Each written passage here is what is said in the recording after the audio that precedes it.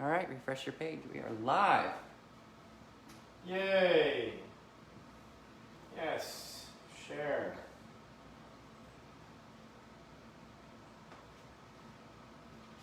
Okay, Jeff Kilty's on. Hey, Jeff. Oh, he's doing head. Oh, it just says was live. Oh. Sorry. Oh.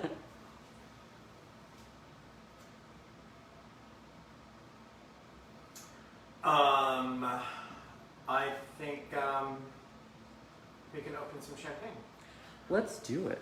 We decided that the best thing to go with dessert is champagne. So, right? We're doing an Italian Prosecco.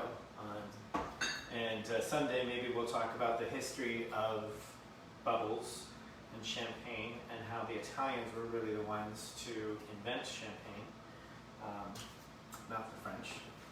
Hey, Ryan. Hey, Joey. That's Cooper's on. for another day. All right. Chrissy P.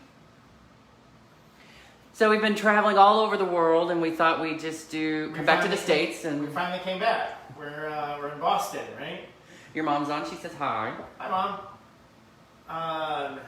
Yeah, so, you know, I know that a lot of people, some people are going back to work, which is great. Some of us are not back to work yet, which is fine. Still got things to do around the house, keep us busy. But here, cheers Cheers. to our 11th show. Yay, Carolyn says hi, and she's excited for dessert. Well, hey, Karen. Yeah, so we decided we're going to do a little Prosecco with dessert today, so I figured that was most fitting. And as we did our little staycation, as we stayed here and pretended we were going on a vacation around the world, this is going to be not our last show, but we're going to put a break on things, and then we're going to shift to Sundays. And so we'll send out announcements to everybody, but so Sunday, 6:30, not this coming Sunday, and not the next one, but the one after that, Yes. which is... I also failed at my job which is because we need to Monday. preheat the oven. We can do that still. Okay. We got plenty of time. Well, Carolyn needs to preheat her oven. Oh, yeah, preheat the oven to 350. Let's do that right now. What date is the next Sunday that we're going to be performing? Yes, let me look at that. Hi, Christopher Foster. Chris! 350 is what our oven is at, and preheating too. So it looks like we'll be coming back on Sunday the 21st. So our next show will be Sunday the 21st, 6:30. And we'll play it by ear from there, depending on when I go back to work. If I go back to work. No, I'm going back to work. You're going to work. I can't afford not to. Hopefully something happens in my life soon. But anyways, so we'll take it from there. But for now, we decided to land in Boston. We took the Mayflower. No, we didn't. The Santa Marina, the Pinta, Nina. No, Well, no, the Mayflower was Mayflower. All of the above. all of the above, sure.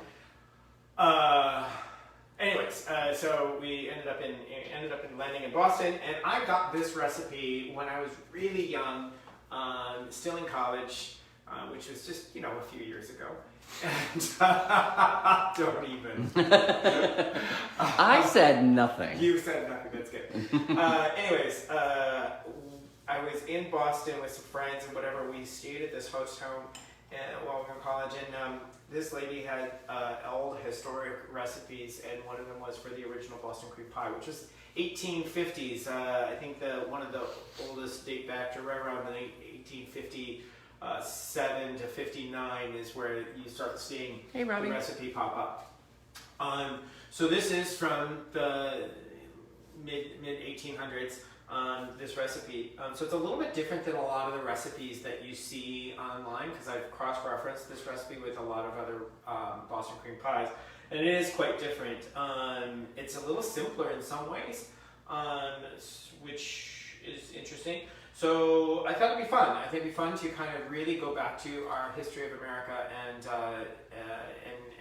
pull up something very classic American. What? Christopher Foster said 10 years ago. Yeah, 10 years ago. College. Chrissy Yeah, P sure. says he's a comedian now. Well, talking to people about my age, so they're going to be very kind, because if they're not kind to me, I won't be kind to them, maybe. Your mom likes your flowers. Oh, thank you. All right. So it seems like we should begin. So, Do we want to explain how we're doing this? yeah, so what we're going to do is we're going to start by assembling the cake.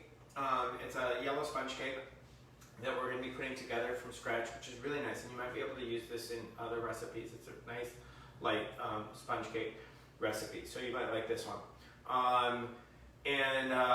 So we're going to get that in the oven, and while that is baking, we will make the custard filling in the middle. If you know anything about Boston cream pie, it's really not a pie per se. It's a cake. It's layered sponge cake with a layer of pastry cream in the middle, and then topped off with a chocolate ganache, and not completely coated, but usually just drizzled over the top, which is nice. And that's historically a Boston cream pie. So we'll make the custard or the pastry cream, as you will, and then we'll make the ganache. And by then the cake will come out of the oven, but it won't be cool enough to actually assemble yet. And neither will the pastry cream be set in the refrigerator enough, because you need at least a good It's a couple 2 hours. or 3 hours to cool your pastry cream in order to assemble it properly. Otherwise, it'll just soak right into the cake and run right off, right? So we don't want to do that. So what we've done is we've pre-made a pastry cream, and we've pre-made a cake that we will assemble once we're ready, while everything else is chilling. So you guys, unfortunately, won't be able to finish yours with me, but you can replay the last 5-10 minutes, just so you can see how to assemble it when your cake and your pastry cream are cooled and ready to assemble. Yes. Right? Mm-hmm. Your mom said, sounds yummy. So this cake is, and the reason why they call it a Boston cream pie, historically, was because back in the mid-1800s, they used pie pans a lot for baking. It was readily available. Cake pans weren't as easily to come by, but pie tins, for some reason, apparently, this is what history tells me, were readily available. So what we're going to do is we're going to start by scalding some milk. We're going to scald about a cup and a half. I'm sorry, not a cup and a half. A half a cup. I have a half a cup of milk. We're gonna turn a burner on and actually bring that to a boil and scald the milk.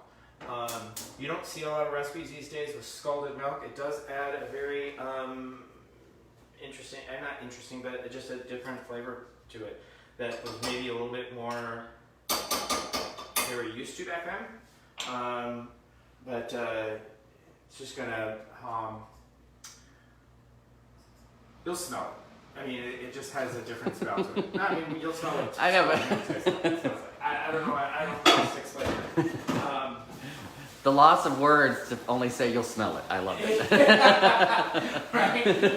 Sorry. Sometimes I don't have words. All right. So, and then we're putting in there 2 tablespoons of butter. So it's half a cup of milk, 2 tablespoons of butter. The butter can be at room temperature. If it's not at room temperature, that's fine too, because by the time the milk warms up and starts boiling, it will have melted the butter. So we can just let that kind of sit. Meanwhile, while we're doing that, Hey, Julie. we're going to crack open our 2 eggs. And I'm going to tell you right now, if you, I have a 9-inch pan, so I'm changing the recipe a little bit for me. And I heard that a couple people out there have 9-inch pans and not 8-inch pans. This is an 8-inch pan recipe. If you do it in a 9-inch pan, the cake comes out too thin, and it's hard to cut it through the middle, which is what we're going to be doing later. We're going to be multiplying this recipe 1.5 times. So instead of a half cup milk, you would be putting in 3/4 cup milk. Instead of 2 tablespoons butter, it would be 3 tablespoons butter. Instead of 2 eggs, 3 eggs, so on and so forth. But I'm going to talk to you as we have it posted in our feed, the recipe for an 8-inch pan, right? So 2 eggs, pan mixing bowl. And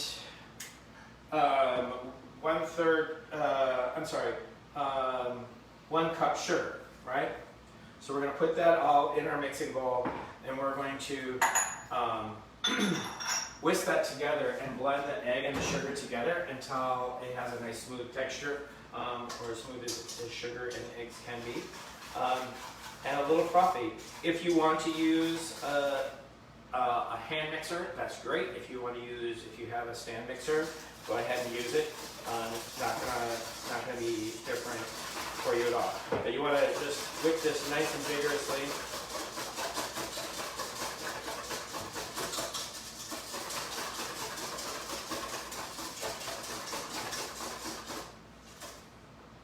Perfect. And then in here I have, it's 1 cup of flour and 1 teaspoon baking powder.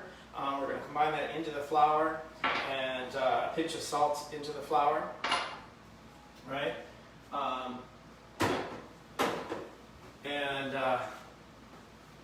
We'll take a little fork real quick. You just kind of want to incorporate, anytime you do that, you want to incorporate all the dry ingredients together evenly, so that the flour, the baking powder, you don't have like, once it hits the wet ingredient, it may like clump together and you'll have like a clump of baking powder, and you don't want that. So this is nicely boiling and scalded, which is perfect. So we're going to take that off. You don't want to burn it, you just want to scald it. So once it starts boiling for about 30 seconds, 45 seconds or so, you'll smell it'll have like a little bit of a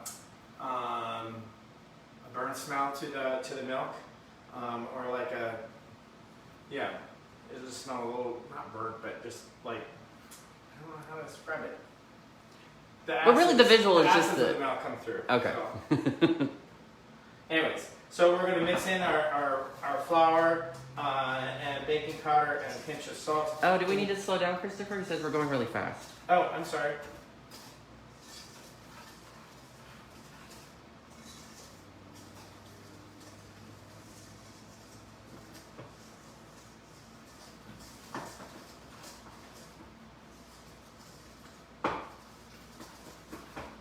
Alright, so far what I have is I have my milk, half a cup of scalded milk, 2 tablespoons of butter. That's scalded. I turned the heat off. You just want it, you can stay hot, that's fine. Meanwhile, in a bowl, I put in sugar and eggs, whipped that together, and that was 1 cup sugar, 2 eggs, 1 cup flour, and a teaspoon of baking powder, a teaspoon of vanilla, a teaspoon and a pinch of salt. We have some vanilla, which we'll add at the very end. So you mix your egg, your sugar, and your dry ingredients. Now we're going to take the milk and butter mixture, and we're going to just add a little bit to it. And we're going to incorporate that until, because your mixture so far right now is really tight and really dense. So we're going to loosen that up a little bit by adding a little bit of the hot milk, and also that tempers the mixture a little bit. So the egg that's in there isn't going to end up just kind of cooking, right? Add a little bit more.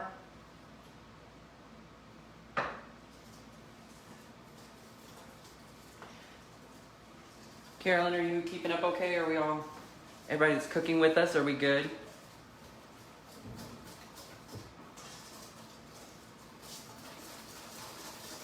Chrissy P said, David, what does burning smell like? What does burning smell like? David. You fold it in. If you say fold it one more time. All right.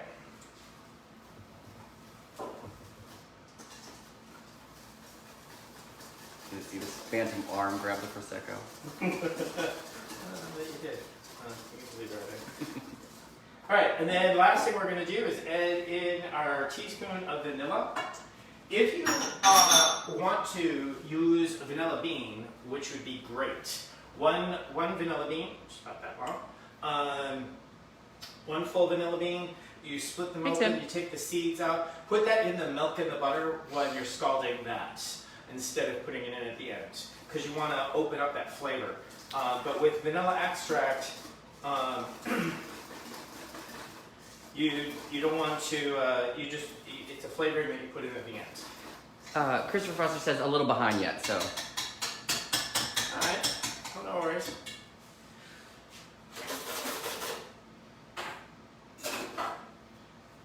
Alright, so we have our mixture, our cake batter, and we have our pan. I have a springform pan. I love using springform pans. Why? You will see at the end why. It's easier to get the cake out. Less likely to have that mishap, the flipping the cake out and the bottom stays at the bottom because you didn't grease it enough, or too much flour and not enough butter, or however you greased your pan.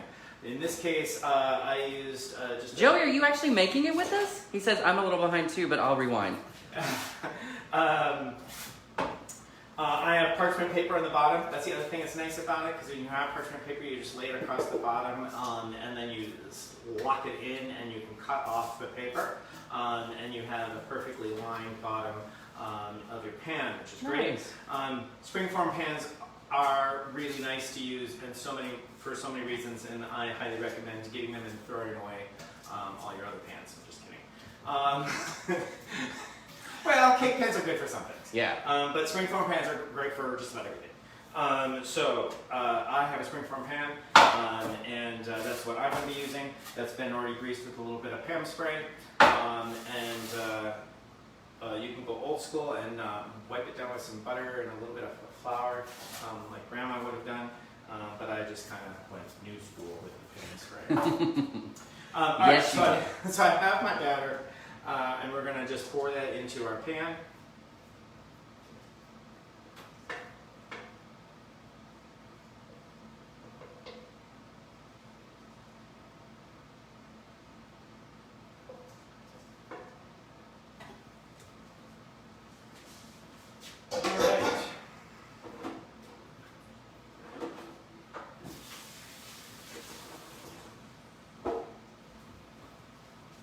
And then we're gonna pop that in the oven.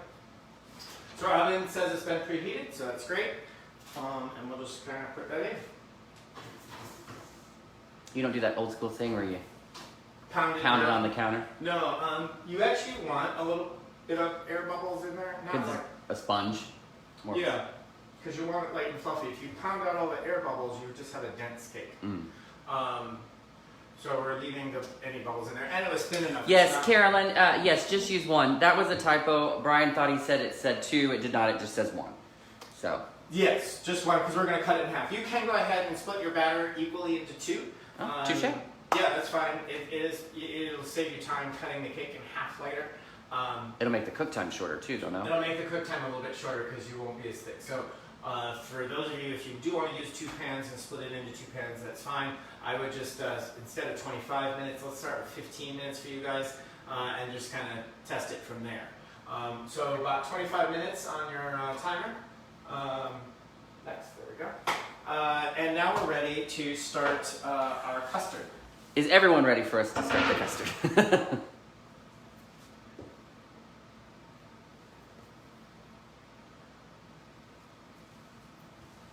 Enjoy a little sip of your Prosecco. Yes, I'm enjoying my Prosecco. Hey, Kathy. Kathy? All right, so we have, so this recipe calls for a double boiler. You can make a pastry cream without a double boiler. It's just, it's very critical that you are constantly stirring and have a very, keep an eye on the temperature. If you have an electric stove, it's going to be even more difficult because it's harder to control the temperature on an electric stove because you don't want, it's a delicate cream, so it's going to burn and scald off the bottom, and we don't want to do that. So double boiler. If you don't have a double boiler, I surprisingly enough do not own a double boiler, but that's okay. I I like using a saucepan and a small mixing bowl to put on top. So that's all you need. You just need to make sure that you have boiling water on the bottom that does not touch the bottom of your next pan. If you have a double boiler, it's like a pan on top of a pan type of thing. If you are using a mixing bowl like I am, you just want to make sure that you just have enough water that it's going to boil, but it's not going to boil up and touch the bottom of your pan, because that's where the water hits this. It's going to be even hotter than, so you want to regulate the temperature of how that's happening by using just boiling water. So that's why the purpose of a double boiler. So we're just going to put some water in our pan, not too much, maybe about an inch to inch and a half of water on the bottom of your pan. Enough that the pan won't go dry during the boiling process, right? So we're going to go ahead and turn that on.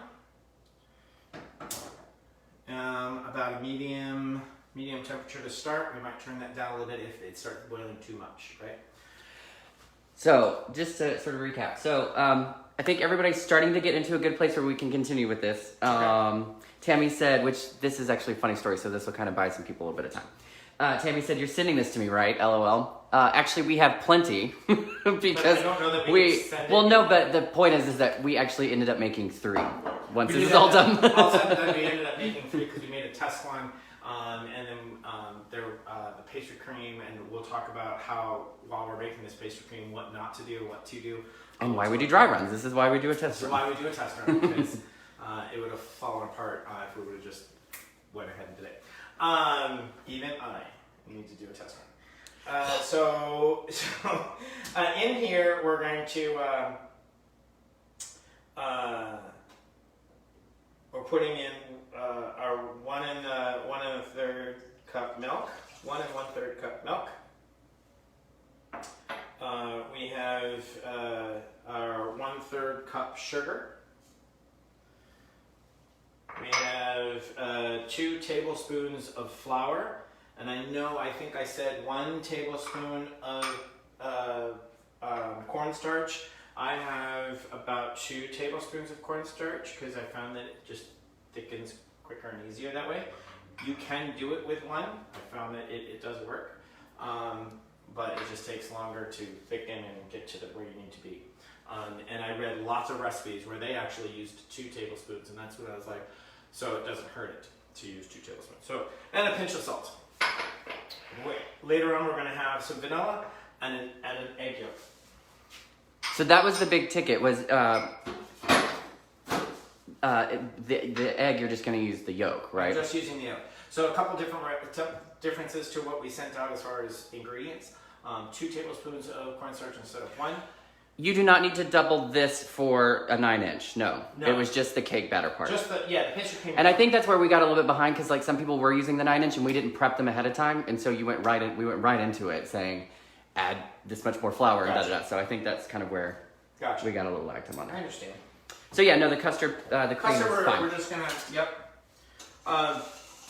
so we're going to hey Jen, blend the dry and the butter milk all together here.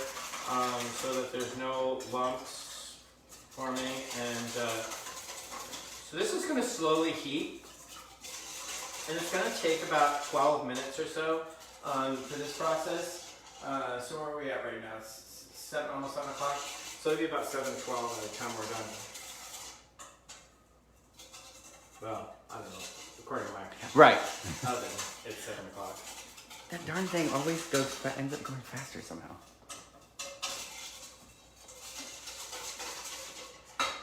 All right. Meanwhile, we're going to separate our egg and only use the egg yolk. Well,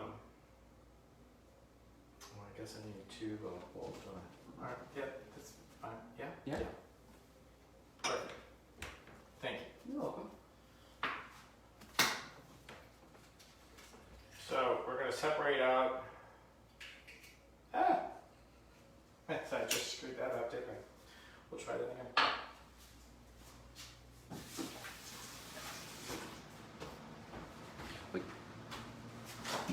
Do you have a show tonight, Jen?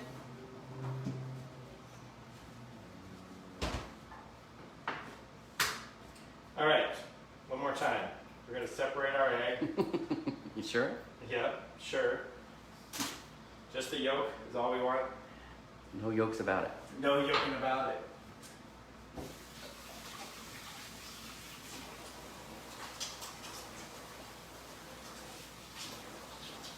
Wash our hands good because we don't want to get any raw egg on anything else while we're cooking.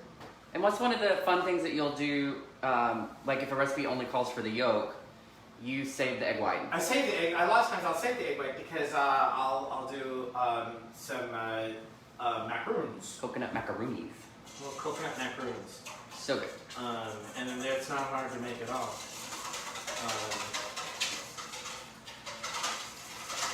So you want to just keep kind of stirring this because it will start, with the cornstarch and the milk and everything, it will start to thicken, and that's what we're looking for. We're looking for a thick pudding. Basically, we're making pudding. We're making a vanilla pudding right now. So it will start to congeal and stuff along the surface of the pan where the heat is. So you want to keep that constantly off the bottom of the pan and mixing. The other thing I do, just because eventually this gets really hot, so which is not right now just yet, because we're not quite boiling yet, is I use a pair of tongs to hold on to the bowl, or you can use a towel, a dry towel or whatever, an oven mitt. The yolk did not go in yet, right? No, so I have yolk yet, I have one yolk, and I have a teaspoon of vanilla. That's awesome, Julie. She said, Julie Harshfield says, totally off topic, having company tomorrow, thinking of doing those amazing fish tacos you did. Oh, those fish tacos were so good. With the homemade tortillas. Yes.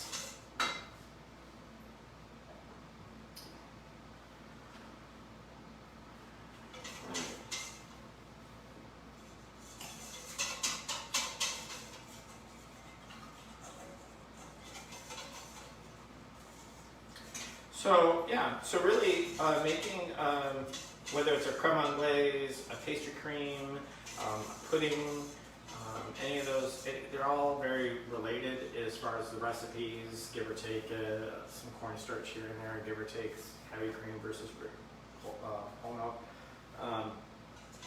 1 egg, 3 eggs. There's some recipes I read out there that require like 4 egg yolks. That's a little bit more like a creme anglaise than it is a pastry cream. And there's not much difference between them, really. It's kind of like we had an interesting conversation this weekend about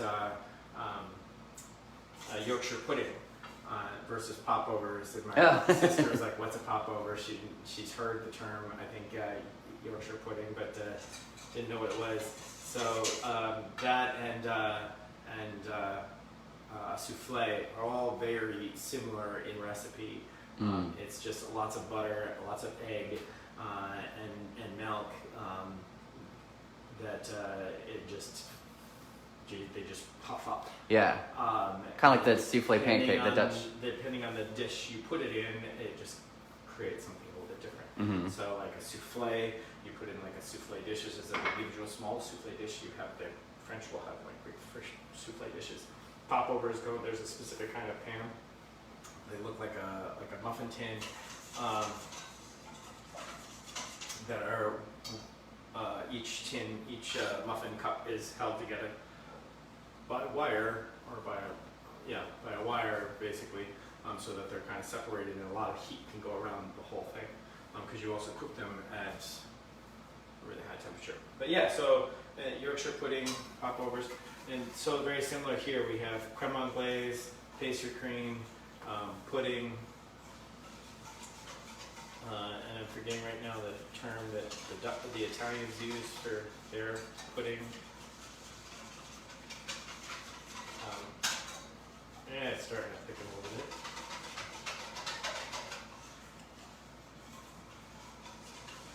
But so as it's thickening and as it's kind of like, just keep it off keep stirring across the bottom of your pan so that your bowl or whatever, because you just want to make sure that it's not going to become clumps of jelly, so to speak. Yeah, you can see it's starting to steam up. Yeah, we're boiling. Good. Just a little bit. Joey, are you keeping up? Are we doing okay, Carolyn? The Foster Schmitz?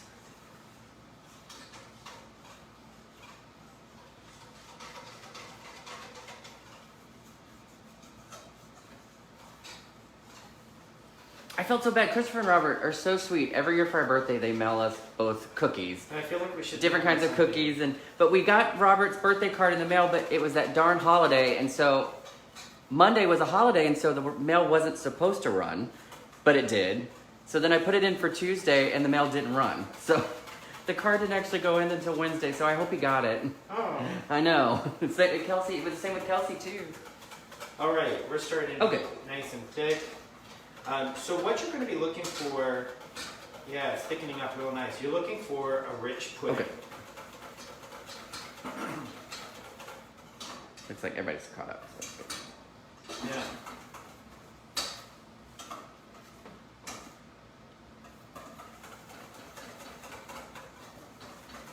What time is it? I don't have this sooner than 7:12. Didn't I say 7:12? It's on 7:06.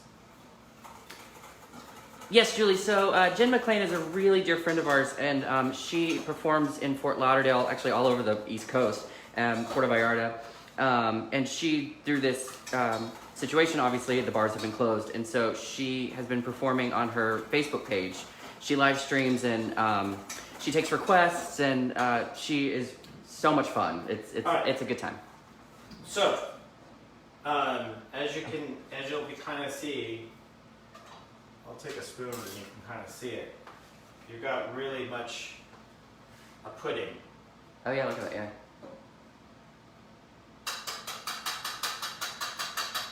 Okay, and that's what we want. So we're going to go ahead and take that off the heat. And now what we're going to do is start stirring it and throw in your egg yolk. Hi, Ann. While stirring. You want to make sure you're stirring that in, because otherwise you're going to have scrambled egg yolk. That does not sound good. It does not sound good. And we're going to add in our vanilla.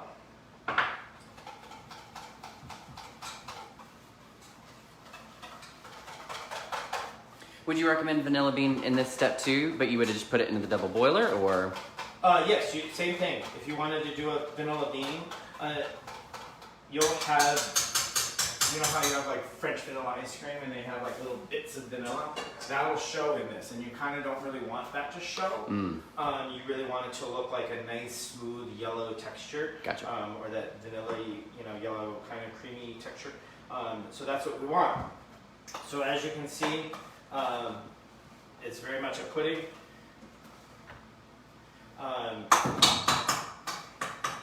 So what we're going to do now is we're going to take a little plastic wrap,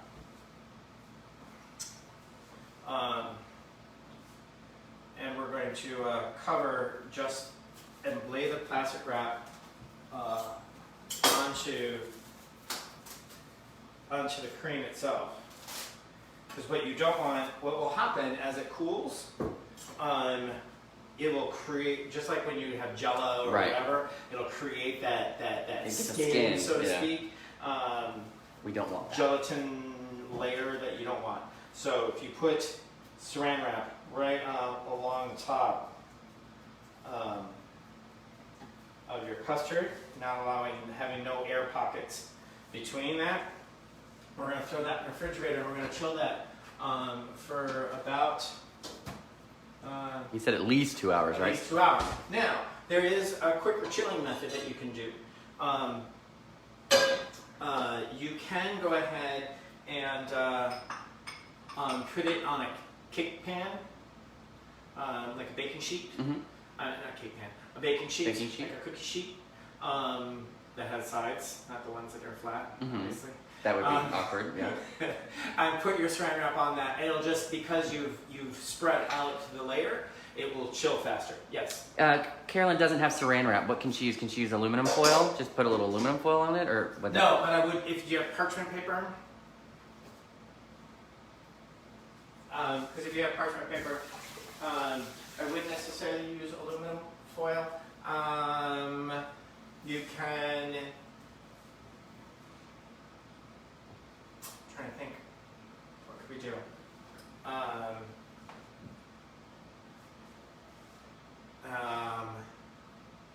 Yes, she has parchment.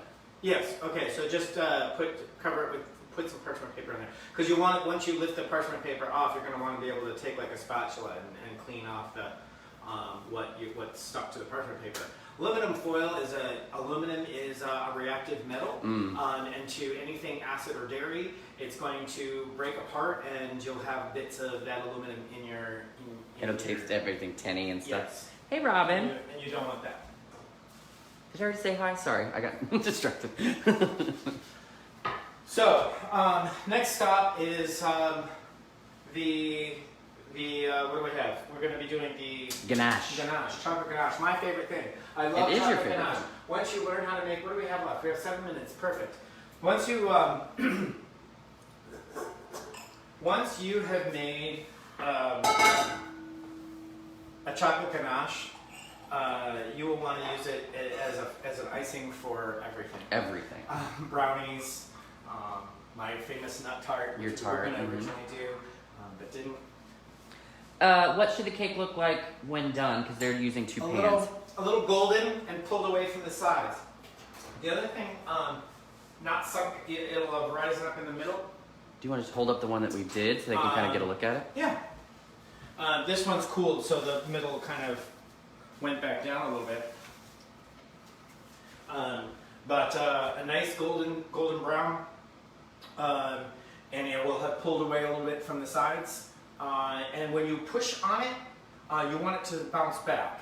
If you delicately touch the top and it kind of, you see your indentation of your finger and it doesn't bounce right back, it doesn't give you that pushback, that means there's some raw dough in there still. So you'll just press on it a little bit and you'll feel that it's kind of like spongy, and it gives you some resistance.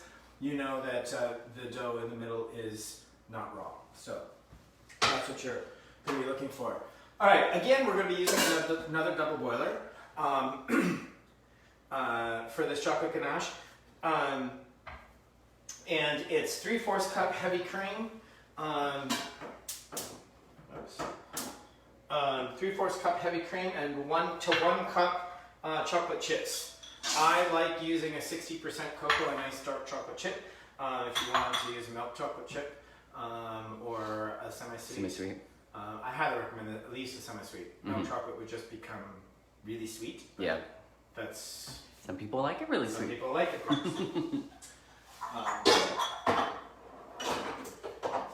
Yeah, so all you're doing is you're heating up the milk, and the milk is going to melt the chocolate, and you're blending that together. That's all it is, and that's a chocolate ganache.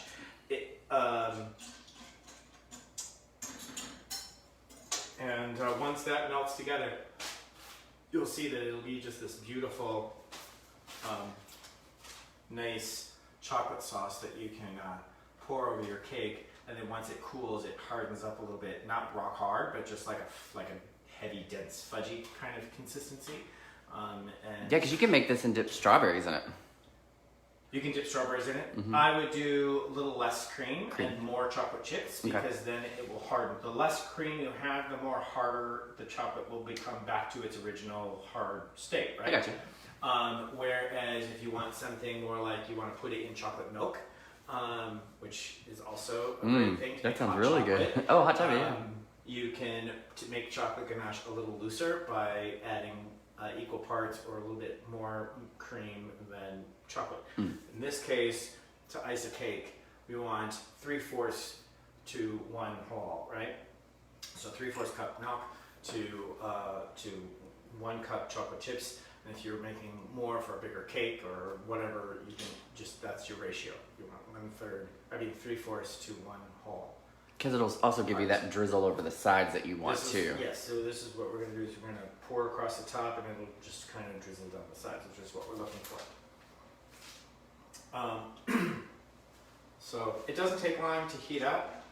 As you can see that hopefully yours already is starting to melt, and as you stir it up,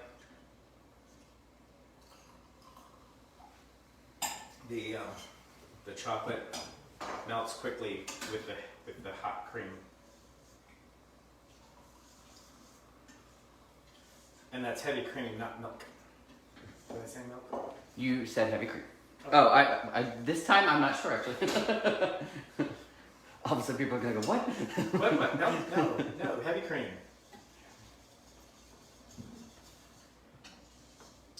And all you're doing is you're gonna stir that up until all the chocolate is melted into the cream and there's a smooth, glossy sort of texture to it. Look at that. And there's no lumps of chocolate anymore.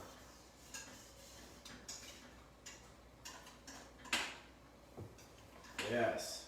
Hey, Miriam. Nice chocolate.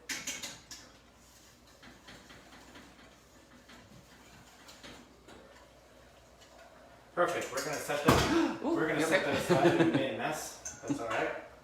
Turn off our heat. I'm just being messy today. Your husband thought he was getting off easy. I feel like we should clean that up. Yeah, and grab some paper towels. What? Paper towels. Yeah. Oh, such a waste of chocolate. You're like, can I just get a spoon? Can I just get a spoon?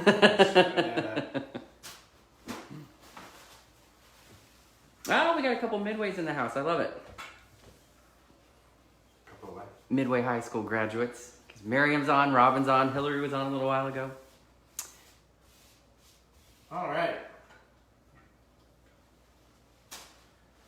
No more mess. See? Never See, it's like it never happened. It's like it never, ever happened. We got about a minute, it says here, on our cake. Look at that, it's starting to rise in the middle. So we'll keep an eye on that. Any questions so far? So that was the cake, that's the pastry cream, that's the ganache. Obviously your ganache you don't need to make right now. But you still can. Yeah, you're just gonna warm that back up a little bit because you want it nice and warm when you pour it over the cake. Because it will harden as will the cake cool and the pastry cream. But that's making a chocolate ganache. And it's something that you could make in big batches and use what you need and then chill the rest and scoop it out and warm it up and reuse it again.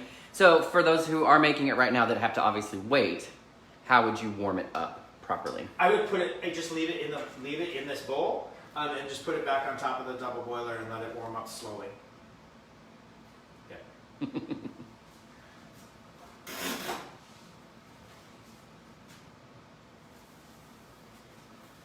All right. Thank you.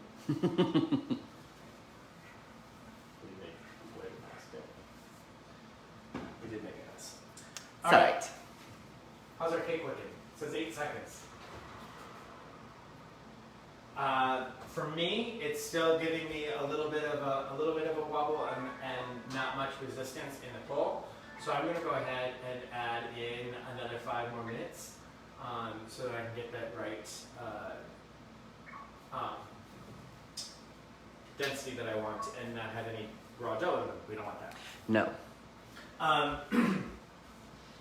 It is Meanwhile, not so while we're kind of waiting on that, we'll go ahead and do a little bit of an assembly. How's that? Don't need that. never wanted. Well, we did it one point. Well, we did, but now we do. All right, so your cake, let's just pretend your cake is out of the oven, it's been chilled, it's nice and cool at room temperature or colder. And we're going to take it and we want to cut right down the middle of our cake. You may want to use, actually I'm going to use a serrated knife.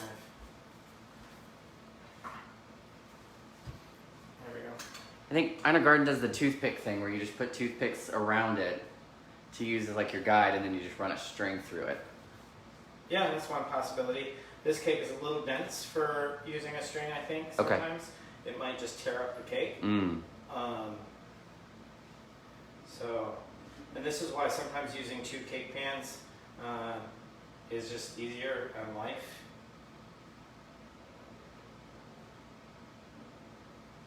Look at that, there we go. We have our 2 nice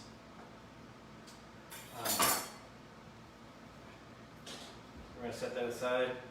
I like putting the top side down because when I put the bottom side back on, it gives me a nice square, beautiful edge when I go to frost it, and it looks nice and sharp, like a perfectly flat round circle. So that's kind of what we're looking for. We're going to add in You so funny. our chilled pastry cream. See how nice and thick that got? Like a nice pudding. Oh, you know what? You can just eat this. This is fine. Chrissy P says we should deliver it to him. I mean, we'd be there by 1 a.m. So. Well, you know, if we're already delivering one to Tammy, we might as well go ahead and deliver one to Chris, since how they both live in the Rochester area. Exactly. All right, look at that. Nice layer of pastry cream on there.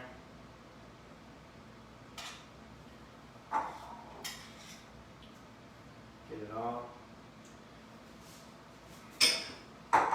And then we're going to put our second layer right on top. There we go. And then we're going to put our chocolate ganache on top.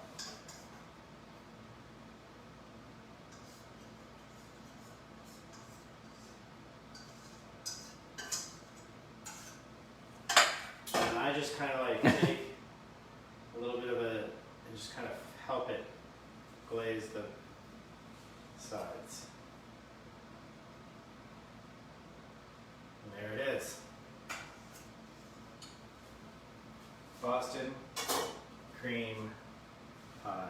Isn't that delicious? Look at that. That looks delicious. Lovely. So we're going to set that aside. Let's take a look at our cake while we're Yeah, and I just realized we didn't really think this through, because usually on Wednesdays what we're cooking is what we're eating, but I don't know if Boston cream pie for dinner is the best idea. Boston cream pie. Hey, it's what's for dinner. That's how you get the COVID-25. Yeah, we're still A little ways out. We're still a little ways out, only because I'm using a bigger pan. Right. So. All right. All right. I don't have anything else. I mean, we can wait a little bit while this cake is still baking. Yeah. Does anyone have any questions? Like. Yeah. Is everyone in a good place? Our Boston cream pie, which turned out quite delicious looking. Look at that. I'm so impressed. I'm so happy. You're like, I'm gonna eat it right now. It only took 2 cakes later. And hopefully you learned from my mistakes as we went along here.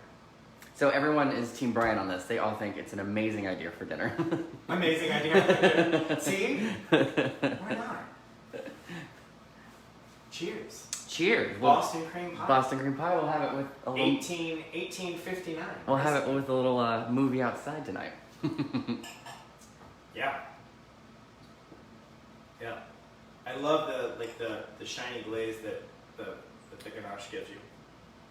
Thanks, Robin. She goes, that's so pretty. Anne gave you claps. Julie said, yum. Chris Foster did say we better deliver one there too. So I guess we're gonna. How do we do that? That's Rochester, so Rochester first, and then we go across on Minneapolis. On the 90. Is that the 90? Interstate 90? Like taking you across through Chicago and into Minneapolis. Carolyn said, all good. Cake's done now. Just waiting for that cream to chill. Yay.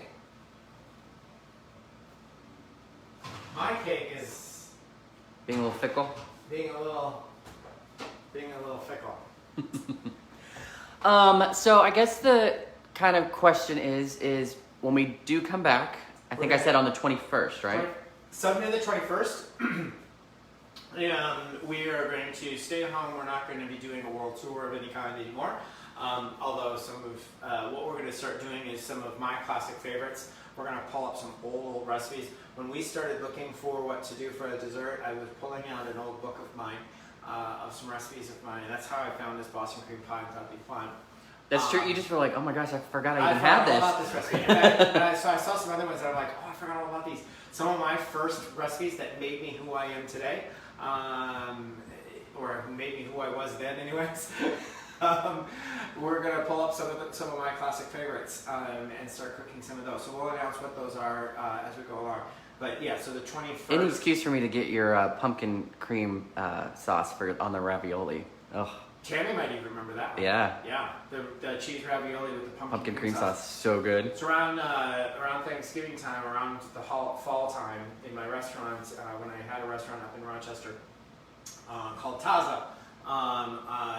A lot of people come out with a pumpkin-filled ravioli with a burnt butter sauce, a burnt sage butter. That was just a classic thing. You still see it in menus today.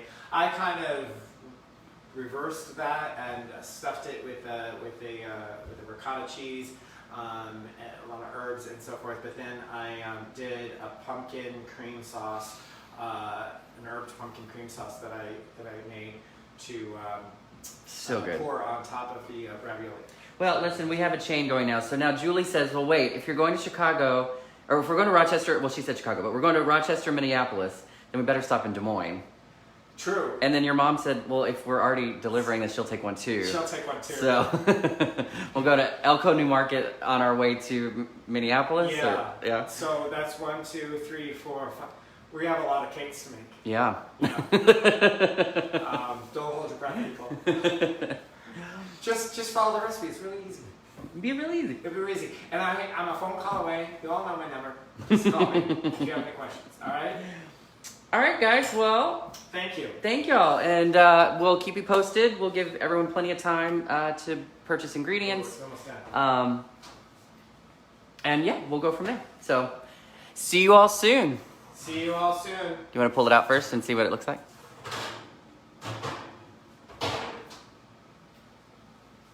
Yeah, that's beautiful. All right. What? All right. Thank you. See you later. See you later.